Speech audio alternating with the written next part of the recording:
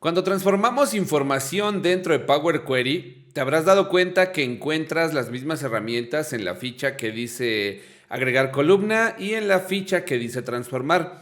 Esto se debe al distinto tratamiento que haces de los datos cuando los vas a transformar. Es decir, algunos cambios los vas a poder hacer directamente en la columna que estamos seleccionando y que vamos a procesar, y otros es creando una nueva columna, aplicando muchas veces los mismos cambios que también vemos en la ficha transformar. Mira, vamos a ver la siguiente tabla.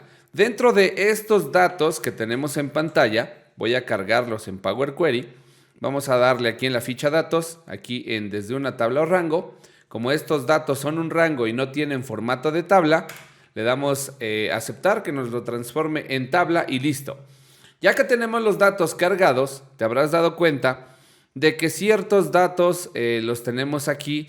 Imaginemos que queremos transformar esta parte que dice sucursal.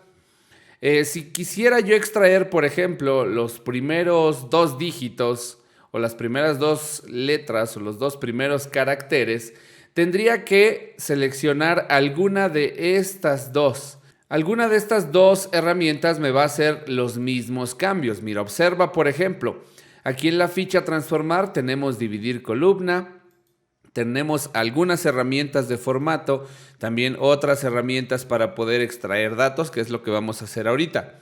Sin embargo, si tú vas aquí a donde dice agregar columna, te vas a encontrar con herramientas parecidas. Mira, por ejemplo, aquí dice las herramientas de formato, las herramientas de extraer. ¿A qué se debe a que se repitan estos datos? Mira, por ejemplo, si yo quisiera que estos cambios se realicen dentro de la columna de sucursal, pues entonces vamos a utilizar la herramienta transformar, es decir, selecciona esa columna y transfórmala, es decir, elimina cualquier otro dato que esté dentro de esa columna y déjame como final la columna que nosotros estamos elaborando.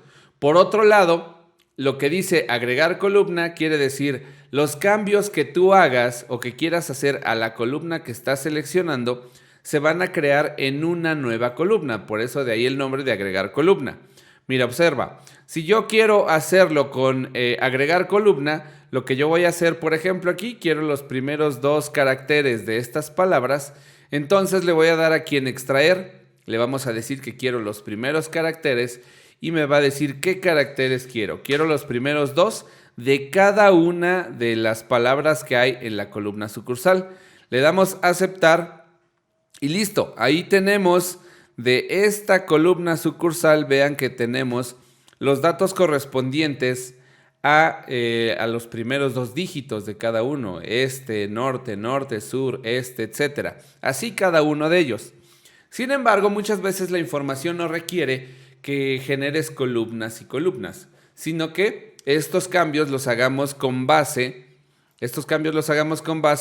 en la parte de la columna misma. Entonces, en lugar de utilizar la herramienta de agregar columna, vamos a utilizar la ficha en donde dice transformar y directamente voy a hacer los cambios de esas columnas directamente en la misma, es decir, se van a reemplazar los datos. Observa que voy a hacer lo mismo, requiero los dos primeros caracteres de esa columna. Como estoy en la ficha reemplazar, le voy a decir, en lugar de los caracteres que tiene cada palabra, déjame los primeros dos, le damos a aceptar y listo. Ya tenemos los dos primeros caracteres dentro de la misma columna, siendo que nos quedamos ya sin la columna original. Y por otro lado, en la ficha agregar columna, generamos una nueva columna. Podemos darle un nombre a esa nueva columna y dejar los datos originales. Todo dependerá de qué es lo que necesitas.